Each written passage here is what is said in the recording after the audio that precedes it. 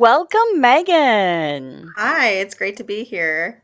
Megan is going to be one of 56 authors that are going to be at the Festival of Books and Creativity at the end of June in Novi, Michigan.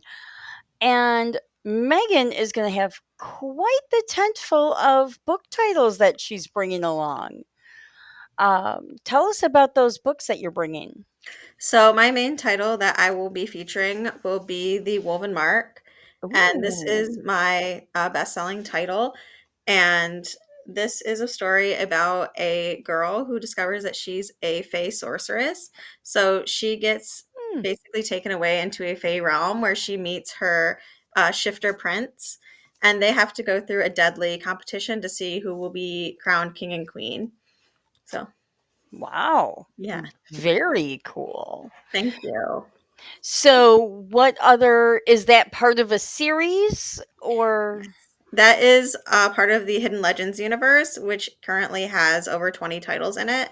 And this book in particular is the University of Sorcery division of the Hidden Legends universe. And it has 6 books, and all of the books are complete and they are available to buy. So awesome?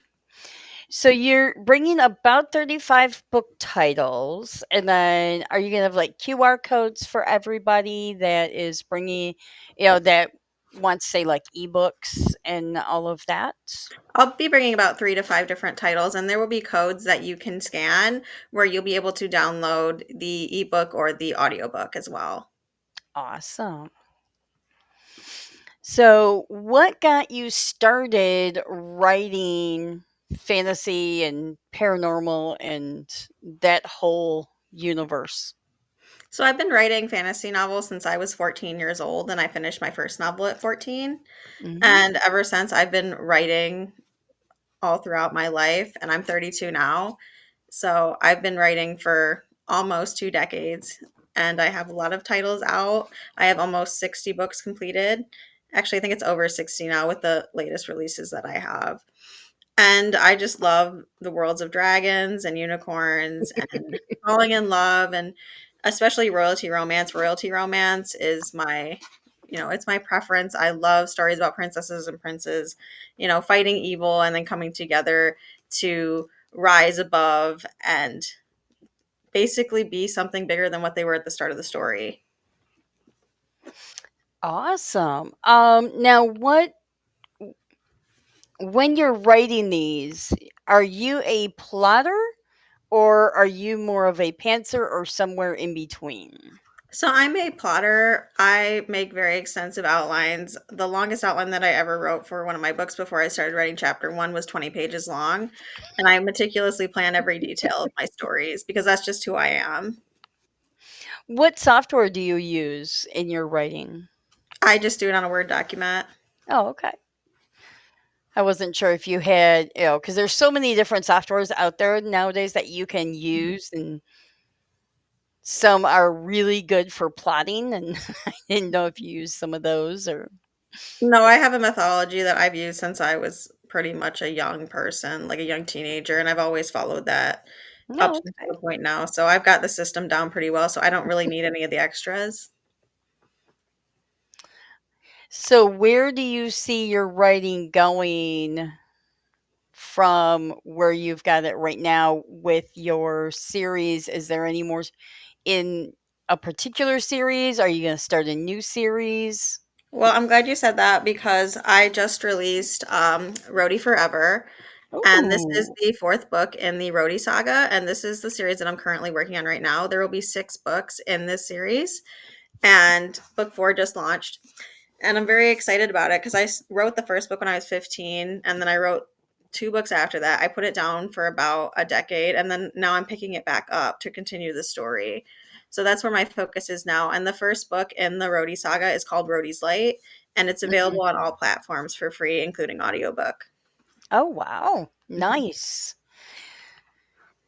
So, did you go to college for writing or a different career altogether? So I graduated from the University of Iowa, and I studied writing there, and um, I also have a background in journalism as well. I was a journalist for about a decade. Hmm. And do you have a 9 to 5 job that you do now outside Nope. of writing? I'm a full-time author. This is all I do. Oh, fun. Mhm. Where's your favorite place to write at? My favorite place to write at, I really enjoy right now, this is my favorite place because it changes sometimes depending on what mood I'm in. There is a bookstore near me. I live in Michigan, Mm-hmm. and there's this beautiful Sheridan Books that's just opened by me that's about a half hour away, and they have this gorgeous cafe right next to all of their books, and they just have this massive store. So I love taking my laptop and writing there and Mm-hmm. getting a coffee and then just being surrounded by all these literary greats who are out there and who are published, and I just get to soak in all of the inspiration while I'm there, and it's just super nice, and they have a beautiful fireplace there as well. It's just gorgeous. It's a Oh, brand new shop, and I'm very excited with how they've done everything there. So, what a great environment to be writing in. One, with mhm, all of that inspiration with you, and then they have a fireplace. I mean, mhm, fireplaces are awesome. for sure, and it's so cozy there. They come by with their little glass cups, and they have lavender lattes and things, which is just so relaxing. And it really Mm. gets you in the mood to create. Now, are you self-published, small press, traditionally published? So I am hybrid, and what Okay. that basically means is that I have a mixture of different things. I'm primarily indie published. Most of my books are self-published, and I own my own publishing company, as I've done for over 10 years now.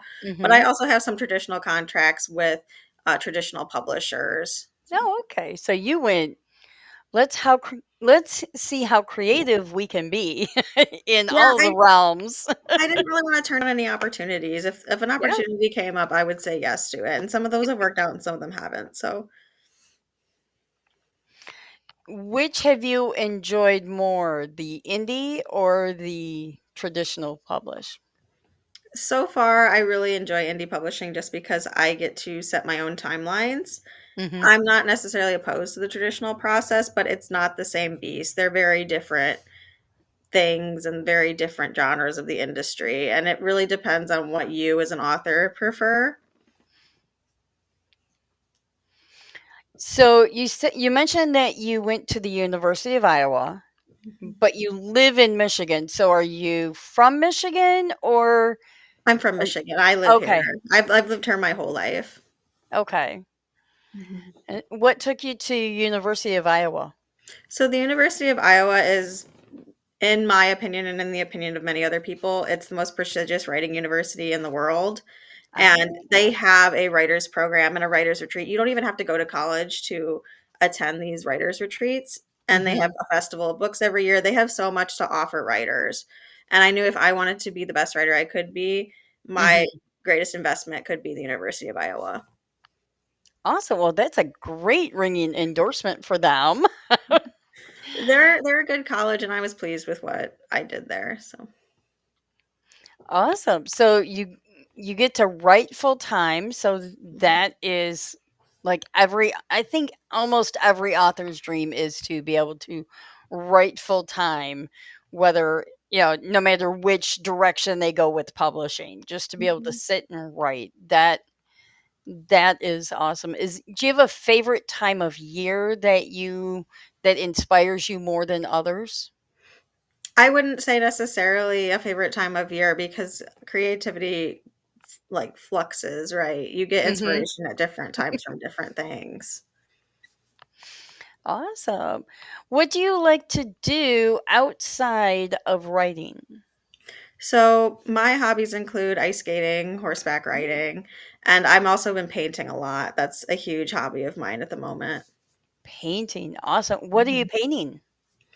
Mostly I'm doing stencil work. That's what Mhm. been I'm trying to describe it because I've done like a dragon painting I finished yesterday, and then I Mhm. did this gorgeous artwork of this Easter spread. Like, and I have like some of my paintings are on the wall behind me, Oh, actually. okay. That is so cool being able Thank to you. display your own art.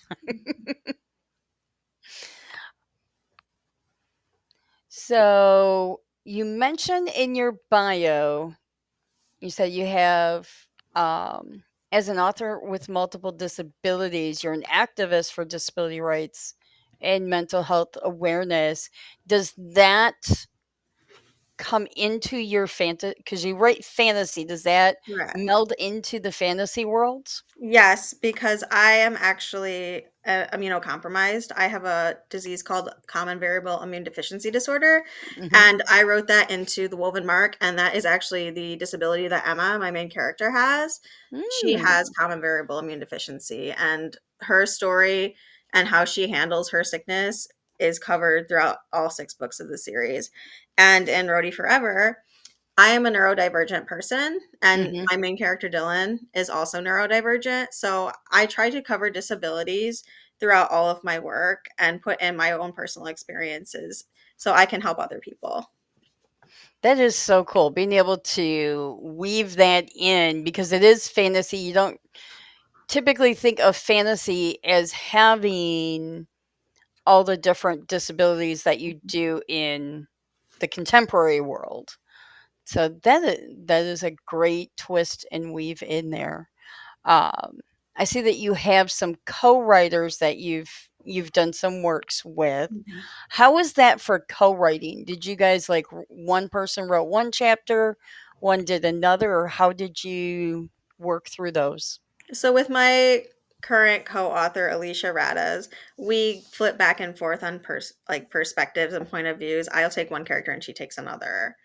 And for my other co-author, Kristen Lasan, we basically did the same thing, but there wasn't a point of view changes because there were, I think, 40 to 100 characters in that series that we did. Wow. And it was all in third person. So we just passed chapters back and forth.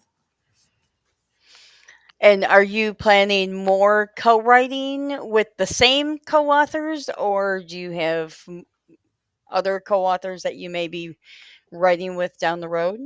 So me and Alicia will probably be co-writing into Infamy. I don't know. I don't know That's a when good we're gonna thing. stop. We're gonna just keep going until we're done or we die, one or the other. I don't plan on ever stopping working with her.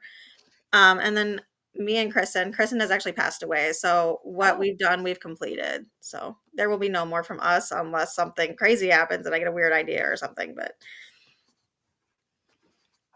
how how is that dynamic versus when you're writing all on your own? Do you enjoy the co-writing better, or is it a combination co-writing and writing on your own? I really enjoy co-writing. I enjoy the process because it's very fun to grow a world and build something with another person. I Mhm. think you can almost grow something better because it's the two of you working together and not just you coming up with all the ideas by yourself. That being said, there's benefits to not co-writing, writing by yourself because I feel like the process can go quicker and Mm. you are the one in charge of all the decisions and the story comes down to you at the end of the day. But I like both processes and I really enjoy what me and Alicia do. So Awesome. Well, this is really cool. I'm looking forward to seeing your books in person, getting to meet you in person. I love these little interviews. I'm so glad that you took a few minutes out of your day to come join us. thank you. I appreciate the opportunity. And I will see you in June. I'll see you there. Bye now.